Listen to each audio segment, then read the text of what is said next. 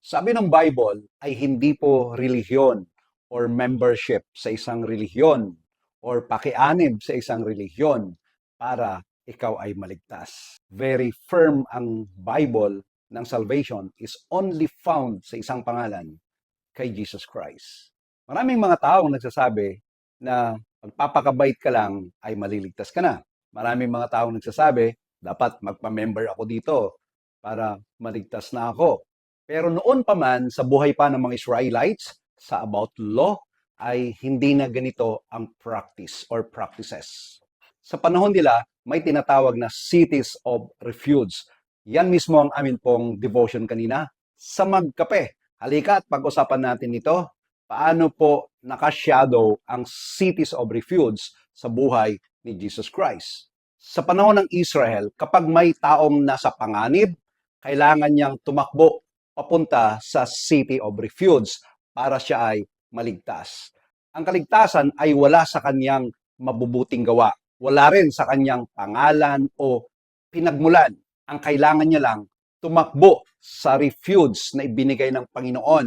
At alam niyo ho ba, ang refuge natin ngayon sa panahon natin, walang iba, ang sabi ng Bible, na si Jesus Christ ang refuge natin. Sa Acts chapter 4, verse 12, basahin ko po sa inyo. Salvation is found in no one else, for there is no other name under heaven given to mankind by which we must be saved. Ang context dito at ang pinapag-usapan ay si Jesus Christ mismo. Ang keyword dito ay salvation. Ang Greek na ginamit ay soteria. Ang ibig sabihin, rescue, deliverance, salvation from danger, and judgment. Yan mismo yung sinasabi doon sa panahon ng mga Israelites sa Canaan na cities of refuge. Sa panahon natin, the Bible talk about Jesus Christ is our refuge. Very firm ang Bible na sinasabi na ang kaligtasan ay hindi matatagpuan sa samahan, relihiyon, traditions, or mabubuting gawa.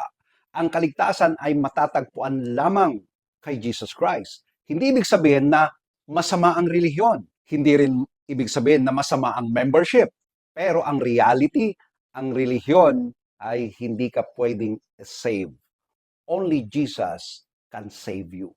Listen to this. Mahal ka ni Jesus, kaya siya ang nagbayad para sa iyong mga kasalanan sa cross. Hindi kanya inaanyayahang sumali lang sa isang relihiyon. Inaanyayahan kanyang magkaroon ng relasyon sa kanya. Kung lalapit ka kay Jesus Christ sa pamagitan ng pananampalataya, makakatagpo ka ng kapatawaran, biyaya, at tunay na kaligtasan. Sabi ng Bible, hindi relihiyon ang tagapagligtas mo. Si Jesus, kaya tumakbo ka sa Kanya habang may pagkakataon pa. Kung mayroon kang kakilalang nagtatanong, paano ba talaga nangyayari ito? Or paano ba talaga maligtas? Meron po akong link diyan sa description at isend sa kanya. Again, ako si Pastor Wes, na laging nagsasabing, be an inspiration at solution po. Ingat po kayo. God bless everyone. Bye.